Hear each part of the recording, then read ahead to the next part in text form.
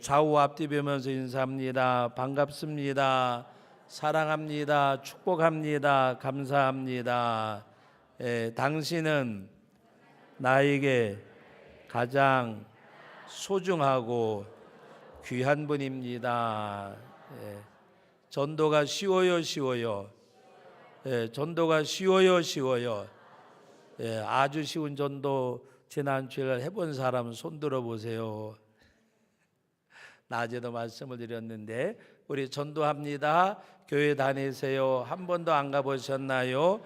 제천 성덕교회로 오세요. 예수 믿으세요. 여러분 복음을 전할 수 있기를 주의 이름으로 축복합니다. 제가 그 생각을 해봤어요. 하나님 앞에 하나님의 일을 하면 하나님이 내 일을 해주신다고 말씀하셨는데 여러분들이 꼭 원하는 거 목적하는 것 있으면 하나님 앞에 내가 이거 할 테니까 이거 들어주세요라고 하는 것이 때로는 무모한 같이 생각할지 모르지만 그러나 복음 전하는 것은 안 그럴 것 같아요. 하나님 앞에 정말 내가 이 복음을 전할 테니까 하나님이 나의 기도를 들어주세요. 그런 가운데 이거는 제가 조금 순전한 생각인지 모르지만 하나님께서 여러분의 어떤 사업장이나 직장이나 가정이나 모든 것에 대해서 응답해 주실 것 같아요. 아무데고 적용시키는 것 같아서 죄송하지만 어떤 분이 그런 이야기를 해요. 집을 내놨는데 집이 안 팔린대요. 그래서 그 집을 안 팔고 이렇게 전세를 주고 또 돈을 이용을 하고 집을 줄여서 또 이렇게 가려고 한다 그러더라고요. 그래서 제가 그랬어요. 집 파는 방법이 하나 있는데 뭐 하세요? 전도하세요. 그랬더니 아이고 전도한다고 팔리겠어요 그러길래 제가 속으로 할 수 없지 뭐 그랬어요. 여러분 하나님 앞에 하나님이 가장 기뻐하는 일을 하면 하나님이 왜 안 주시겠느냐. 여러분 우리가 단기 선교도 하고 제주 선교도 하고 하는 것이 복음의 빚진 자의 마음을 가지고 우리가 복음을 전하면 하나님이 우리 교회를 축복해 주실 줄 믿습니다. 그래서 하나님 앞에 여러분들도 어떤 목적이 있을 때에 다른 걸로 하지 말고 하나님이 가장 기뻐하는 일. 여러분 예수님이 십자가상에 죽으셨는데 왜 죽으셨느냐? 사실은 전도 때문에 영혼 구원 때문에 죽으신 거예요. 주님이 죽으신 일, 생명을 놓고 기뻐하신 일인데 여러분들이 한번 해보시기를 바랍니다. 그래서 이번에 우리 이제 재종철 목사님도 동행을 하는데 제가 이번에 가서는 우리 아무런 행사도 안 해요. 그리고 단지 수요일 날도 그 교회에서 저녁에 이렇게 대접을 하려고 그랬는데 목사님이 하시는 말씀이 가차운 인근에 그 경로당에서 아무런 간거 안 하고 점심만 대접해 드리고 복음을 제시하는 시간만 가지려고 합니다. 그래서 이번에는 어떻게 보면 전에는 이렇게 다른 거 간접적인 거 하는 바람에 준비하느라고 왔다 갔다 했는데 이번에는 꼼짝없이 이제 현장에서 뛰어야 돼요. 그래서 이번에 가서는 좀 전도하는 습관 또 전도하는 그 모든 것들 수시로 하지만 좀 몸의 체질에 배해서 와야 되겠다 그런 생각을 해봅니다. 여러분 우리가 하나님 앞에 정말 이 복음 전하는 일, 여러분 전도 나도 할 수 있다. 그런데 나도 할 수 있다고 하지 말고 한번 해보세요. 해보면 할 수 있다니까요. 해보면 할 수 있는 거 해보면. 그래서 우리가 그와 같이 할 수 있는 거 전도 나도 할 수 있다. 구하자 한 영혼 하나님 앞에 목적 가지고 우리가 이뤄갈 수 있기를 바랍니다. 오늘 이 본문의 말씀의 내용은 지난번에 이어서 말씀하는 내용인데 여러분 그 유다가 둘째 아들도 아니고 유다는 셋째 그 자녀였던 하나님 앞에 어떻게 보면 장손으로 태어난 것이 아닌데 오늘 말씀에 보면 믿음의 장손이 되어졌어요. 그래서 다윗이 유다의 족속에서 나오여졌고 결국에는 그 유다 족속을 통해서 예수님이 이 땅에 오시게 되어졌어요. 여러분, 하나님 앞에 여러분의 가정에서도 누가 가장이 되어져야 되느냐? 물론 남자가 호주가 가장이지만 우리 신앙생활 잘하는 분들은 내 아내가 남편보다 믿음이 좋다고 생각하면 아내가 하자는 대로, 이것은 아내고 남편이고 떠나서 다 같이 따라합시다. 기도하는 사람, 하나님의 뜻을 찾는 사람. 뭐 어떻게 보면 남편과 아내를 구분하는 것이 아니라 하나님의 뜻을 찾는 사람의 뜻대로 행할 수 있는 것.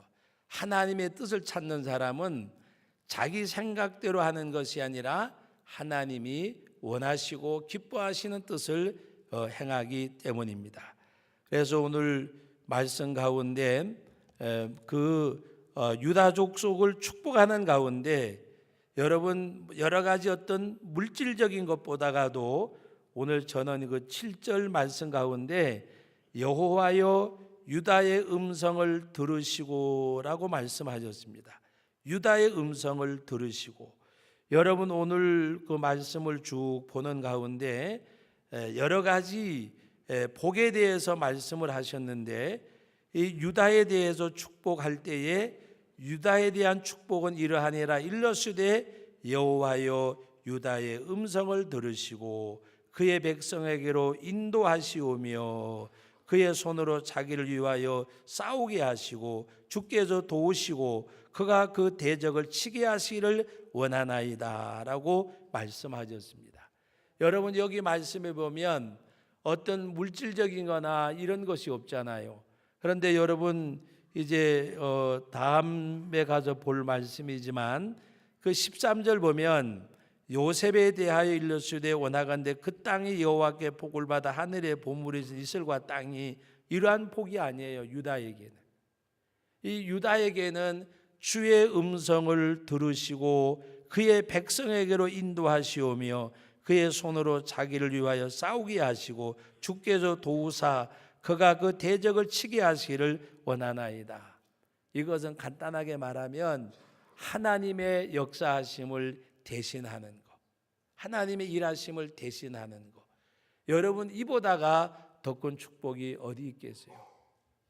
오늘날 우리들이 강론적인 것을 우리는 좋아해요. 강론적인 것, 물질, 명예, 어떤 그 하나하나의 강론적인 것을 좋아하는데 오늘 하나님이 유다에게 내린 축복의 말씀은 강론적인 게 아니에요. 강론적인 게 아니고 어떻게 보면 그 유다 족속을 통해서 메시아가 나게 하고 하나님의 나라를 이루실 것을 말씀하고 있는 내용입니다.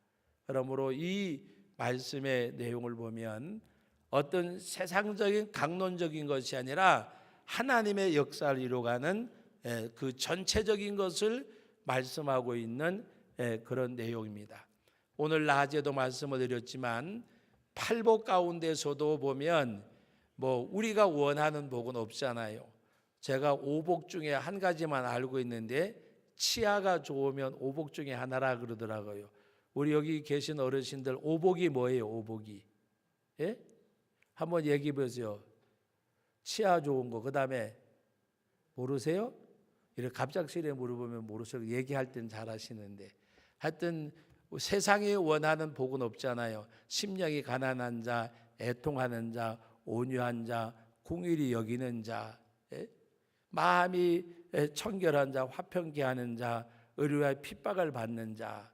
그 팔복에 보면 세상에서 얻어지는 복은 아무것도 없어요. 그런데 가장 기본이 뭔가 하면 심령이 가난한 사람, 심령이 가난한 사람.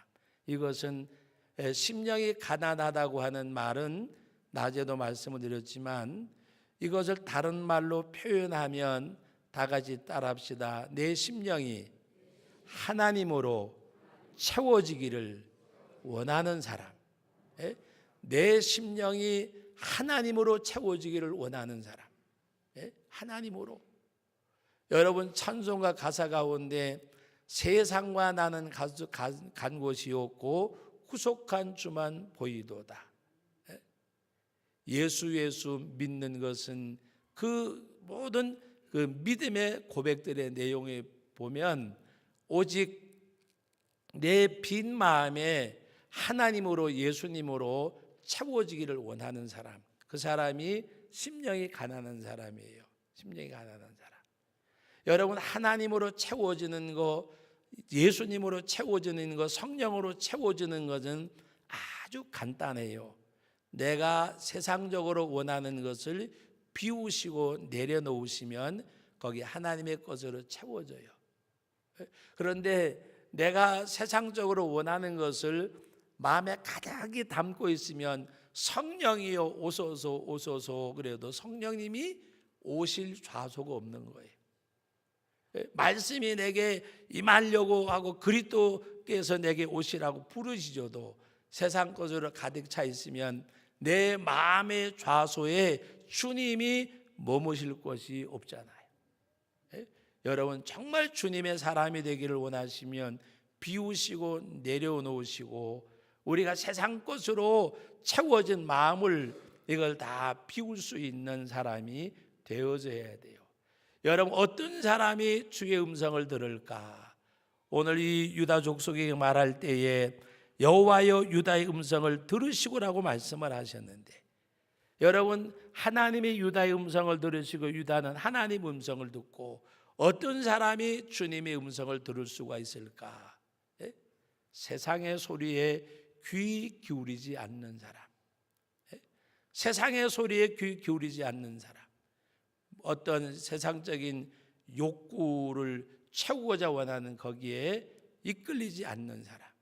그때 하나님이 우리 심령 속에 바로 가득히 채워주십니다. 주님이 주시는 것을 누리는 누림이 있는 것이 바로 그거예요. 오늘 여기 하나님께서 유다 족속에게는 우리가 말하는 강론적인 것이 아니라 총체적인 것, 하나님이 그를 통해서 역사하심을 보여주고 있는 그런 말씀입니다. 오늘 우리가 하나님 앞에서 하나님이 필요로 한 사람이 아니라 하나님이 필요한 사람이 아니라 하나님이 원하는 사람이 되기를 주의 이름으로 축원합니다.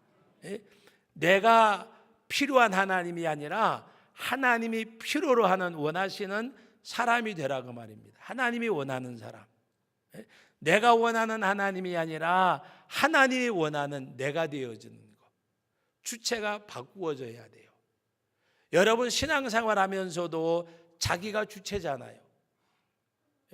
자기가 주체가 아니고 하나님이 주체가 되어져야 되는 그 신앙생활을 우리가 해야 돼요. 내가 원하는 길을 가는 것이 아니라 주님이 기뻐하시는 길을 가는 사람.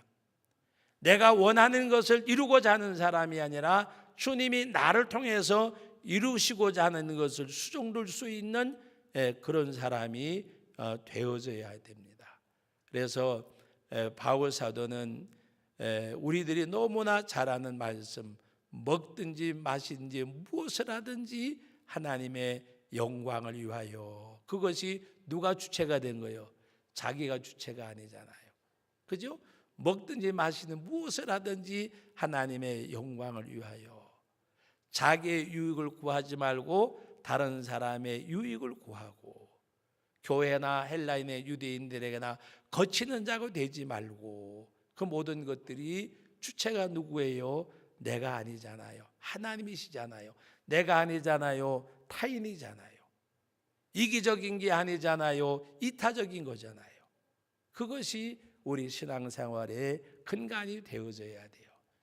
여러분, 부모 자식 가운데도 또 모든 관계 속에 부부나 부모 자식이나 형제나 가족이나 교회 안에서나 우리는 이 관계성을 가운데 이타적인 생각이 떠나지 아니하면 그 사람은 모든 관계가 좋을 수밖에 없어요. 좋을 수밖에. 그런데 여러분, 이기적인 생각을 가지면 모든 관계가 무너지고 깨질 수밖에 없어요. 우리는 하나님 앞에 아무리 우리 혈육이라고 하더라도, 부모 자식 간이라고 할지라도, 우리는 이 그리스도 안에서 살아가는 우리 모두는 어떤 관계 속이든지 간에 그 관계성을 우리가 온전히 회복하는 것은 이타적인 겁니다. 이타적인 것에서 출발할 수 있는 것. 거기에는요, 뭐가 나오느냐? 관용이 있고, 양보가 있고, 돌봄이 있고, 사랑이 있잖아요. 사랑이. 내가 무엇을 하고자 원하는 이타적인 생각에서 벗어나 버리는 것. 근데 이것이 쉬워요, 어려워요? 쉬워요, 어려워요? 이 함정이 있습니다. 쉬워요, 어려워요? 우리 교회 대답은 쉬운 거잖아요. 전도가 쉬워요, 어려워요? 쉬워요 하면 쉬워지는 거예요. 여러분, 이타적 관계를 맺는 것이 어려워요, 쉬워요? 어렵지만 입술로는 쉽다 그러면 쉬워지는 거예요. 굉장히 어려운 거예요. 어려운 거. 그러나 우리가 하나님 앞에 고백할 때에는 쉽다고 생각할 때 쉬운 일이 되는 거예요. 쉬운 일도 어렵다고 생각하면 어려워지는 거예요. 아무리 어려운 일도 이것이 쉬워요, 어려워요? 쉽다고 고백을 하고, 왜? 나는 감당 못할 부분은 하나님이 감당해 주시기 때문에. 내 힘이 2%면 하나님의 능력이 98%예요. 내 힘이 1%면 하나님의 힘이 99%예요. 나는 할 수 없다고 말하면서도 하나님의 능력을 의지할 때는 100% 하나님이 역사해 주세요. 믿습니까? 하나님께서. 오늘 저와 여러분들이 정말 큰 믿음을 가지고 나갈 수 있는 우리들. 이제 어떻게 생각하면 나이가 들은 거고, 어떻게 생각하면 좀 몸조심하는 거고, 그런데 우리 이제 과거서부터, 과거라고 하는 것이 제가 성도교회 처음부터 지금까지 이렇게 이제 중간에 뭐 한 몇 년 안 되신 분들은 잘 모르겠지만, 분들은 보면 그런데요, 목사님이 예전 같지 않다고. 그 예전 같지 않은 게 뭔가 하면 뭔가 이렇게 좀 밀어붙이고 파워 있게 하는 것이 조금 이렇게 아쉬운 면이 없지 않아 있는가 봐요. 근데 어떻게 보면 나이가 먹은 까닭도 있고, 어떻게 보면 그냥 좋은 게 좋다고 좋게 가려고 하는 마음도 있고, 또 그런 거 있는지 몰라요. 그런데 한 가지 우리가 분명한 것 중에 하나는, 그러나 하나님 앞에 저는 그렇게 살지라도 여러분들은 파워 있게 사세요. 그 파워가 어디서 나오느냐?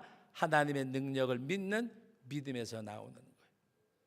내 힘은 2%지만 내가 하나님의 능력을 의지하고 나가면 하나님이 98% 역사해 주세요. 오늘 우리는 어떻게 생각하는 줄 아세요? 내 힘이 한 60% 되어질 때에 힘있게 하면 40%는 채워진다고 생각해요. 아니에요. 전혀 아무것도 없어요. 저는요 아무것도 없지만, 그러나 그 가운데서 하나님 의지할 때에 하나님이 역사가 100%라니까요. 성경에 있잖아요. 성경에 뭐가 있어요? 여러분, 홍해가 갈라지는 거, 여리고성이 무너지는 거, 모세의 능력이 있었어요. 여호수아의 능력이 있었어요. 이스라엘 백성의 능력이 있었어요.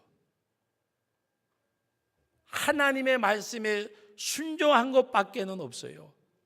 그런데 거기 하나님이 이적을 기적을 행해 주셨어요. 그런데 여리고성을 무너뜨렸던 자신감이 자그마한 아이성을 보니까 요거는 게임도 안 되는 거야. 요거는 일거리도 아닌 거야. 우리가 일거리도 아닌 걸 가지고 뭐라 그래요? 이거는 뭐요? 게임할 것도 없고 이건 뭐 먹기라 그래? 뜨거운 거 후를 불면서 먹었는데 이건 식은 죽 먹기야. 그런데 아이성에서 식은 죽을 먹다가 실패를 했어요. 무슨 말씀인지 아세요? 얼마든지 할 수 있다고 생각했어요. 여리고성은 무너뜨렸으니까. 우리는 때로는 하나님이 하신 것을 내가 한 것으로 생각을 하고 덤비다가 실패하는 거예요. 왜 실패한 줄 아세요? 하나님이 하셨어요. 그러면 이것도 하나님이 하셔야 돼요. 아무리 작은 거라도. 그분을 의지하는 믿음으로 했으면 시군증 먹기 같았던 아이성에서 참패를 안 했을 거예요. 하나님이 하셨는데, 하나님이 역사하셨는데 그걸 잊어버리고 아이성을 점령할 때에는 시군증 먹기로 생각을 했었어요. 오늘 저도 여러분들도 우리가 실패할 때 그렇게 실패하는 거예요. 하나님이 하셨는데 내가 한 것으로 착각을 하고 이것쯤이야라고 했다가 어이쿠야 하고 우리 물렀을 때가 있어요. 그래서 우리는 작든지 크든지 전적으로 하나님 의지하는 거, 주의 음성을 듣고 주님이 나의 음성을 듣고 주님이 대적과 싸워서 승리하게 하실 때에, 그래서 유다에게 하시는 말씀이 그거잖아요. 자기를 위하여 싸우게 하시고 주께서 도우사 그가 대적을 치게 하시기를 원하나이다. 주께서 도우사, 하나님이 함께 하셔서 오늘 저와 여러분들이 바로 이러한 믿음을 가지고 행할 수 있기를 주님의 이름으로 축원합니다. 여러분, 우리는 저도 마찬가지예요. 어떤 한계점에 도달하면 하나님 앞에 천부여 의지 없어 손들고 옵니다. 그러나 정말 지혜로운 것은 한계점에 도달하기 전에 내가 뭔가 하고자 할 수 있는 그때에도 우리는 무릎 꿇고 하나님 앞에 두 손을 높이 들어야 돼요. 여러분, 요번에 그 전국 목사 장로 기도회에 슬로건이 뭔가 하면 하나님 앞에 무릎을 꿇자. 주제가 그거였어요. 그래서 요만한 동그란 배지를 만들어 줬는데 거기에 문구가 뭐냐? 하나님께 무릎을 꿇자. 여호와 앞에 무릎을 꿇자. 하나님 앞에 무릎 꿇고 그 하나님 앞에 두 손 들고, 참 그것이 지혜로운 사람이고 그것이 승리를 불러오는 것이고, 여러분, 하나님 앞에 무릎 꿇고 두 손 드는 것이 창피하고 항복하는 게 아니에요. 세상에 무릎 꿇고 세상에 두 손 드는 것은 실패자의 모습이지만은 하나님 앞에 무릎 꿇고 하나님 앞에 두 손 드는 것은 승리자의 모습이에요. 왜? 복음 동서를 막론하고 하나님 앞에 무릎 꿇은 자는 실패한 적이 없어요. 하나님 앞에 두 손을 든 사람은 망한 사람이 없어요. 우리는 하나님 앞에 무릎 꿇고 그 하나님 앞에 두 손 들고 아말렉 군대와 싸우던 이스라엘 백성들이 모세 팔이 내려오니까 밀리고 모세 팔이 올라가니까 아론과 훌이 양쪽에서 모세 팔이 내려오지 않도록, 하나님 앞에 사랑하는 성도 여러분, 말씀을 믿습니다. 강론적 축복에 마음 빼앗기지 말고 내가 영적인 삶에 승리하고자 원하는 마음을 가지시면 하나님이 영육간에 축복해 주실 것입니다. 다시 한번 말씀드립니다. 세상에서 무릎 꿇고 두 손 높이 든 사람은 항복의 모습이지만 하나님 앞에 무릎 꿇고 두 손 드는 사람은 승리의 하나님 여호와의 능력을 덧입는 사람입니다. 오늘도 하나님 앞에 이런 시간보다 늦은 시간까지 예배하는 여러분, 그 하나님 앞에 무릎 꿇고 두 손 높이 들 수 있기를 주의 이름으로 축원합니다. 한 가지만 더 말씀을 드리려고 하는데, 뭔가 하면 광고송 이야기 같은데 어떻게 하면 금요기도회를 살려볼까 해서 이것저것 뛰어다니 보기도 했는데, 제가 오늘 그 우리 엘루아 찬양팀들 이제 그 찬양하고 그 더운데 바람 부니 먼지 날리는데 찬양하고 그리고 식사하는 데가 이제 그 이야기를 했어요. 수요일 날 저녁에 금요일 날보다가 수요일 많이 나오잖아요. 수요일 날 저녁에 찬양 인도를 좀 힘있게 같이 해줘서 수요일 날 저녁에 우리 나온 성도들이 덩 바쁜 사람은 그냥 이렇게 중간에 예배드리고 가고, 그렇게 집에 뭐 이렇게 뭐 바쁜 사람 가스불 켜놓고 온 사람 외에는 또 가스불 켜놓고 왔다고 다 갈라. 급하지 않은 사람은 기도하다 가면 좋을 것 같아서 금요일 날은 우리 이제 그 큐티가 거의 일상화되어졌는데, 큐티 가지고 금요 예배를 드리다가 보면 나눔을 하고 뭘 하다 보면 9시 5시 넘어가요. 근데 이거 기도회도 가야 되고 이것도 해야 되고, 그래서 앞으로 우리 지역을 맡은 교역자들과 저를 비롯한 모든 교역자들이 금요일 날은 구역 예배에 올인하면서 가서 큐티를 하고 나눔방을 하면서 좀 이렇게 넉넉하게 시간을 갖고, 그리고 토요일 날 없던 새벽 예배를 이제 앞으로 드리고, 금요일 날 기도회는 우리 구역 예배 중심으로 하고, 수요일 날 저녁에 많은 사람들이 와서 찬양 부르고, 그리고 또 많은 분들이 그러다 보면 은혜가 되고 오고 하면 그날 저녁에 찬양도 부르고 예배도 드리고 기도도 하고 그렇게 해야 되겠다 싶은 마음이 있어요. 왜 그런가 하면, 그러지 않으면 어떤 사람들은 1년 12달 내내 이렇게 볶임을 당하면서 시간적 여유도 없고, 그래서 금요일 날만큼은 조금 이렇게 뭐라 그럴까요? 구역 예배가 좀 나눔도 있고 좀 이렇게 활성화될 수 있게끔 하고, 수요일 날 그냥 예배드리고 뭔가 이렇게 해지는 것보다가 뜨겁게 기도하고 또 찬양도 부르고 그랬더니 우리 엘루아 찬양팀들이 해준다고 약속을 했어요. 그래서 앞으로 준비를 해가지고 6월 반 둘째 주가 된 언제부터 뭔가 좀 우리가 예배가 살아나야. 할렐루야. 제가 저녁에 너무 감사한 거는 뭐 있는 데 놓고 칭찬하면 조금 못하지만, 우리 청년들이요 11시 예배 드리고, 그리고 또 가서 청년교회 예배 드리고, 또 저녁에 와서 찬양 인도하고, 얼마나 예뻐요. 한번 박수 한번 해주세요. 너무 감사한 거예요. 그런데 뭔가 이렇게 오후 예배 얘기를 해보니까 우리 이 청년들은 저녁에 이게 좋대요. 얼마나 좋아요. 그래서 조금 저녁에 찬양팀들도 좀 더 보강을 해서 우리 주일 낮 예배, 저녁 예배, 수요 예배가 좀 살아있는, 어떤 예배는 죽었단 말이 아닙니다. 좀 생동감 있는 예배 가운데서 하나님의 기적도 이적도 체험할 수 있는 우리들, 그리고 그 하나님 앞에 무릎 꿇고 두 손 들고 기도할 때에 하나님의 놀라운 기적의 역사, 하나님께서 여러분의 삶 속에 주의 몸된 교회 후에 이루어지기를 예수님의 이름으로 축원합니다.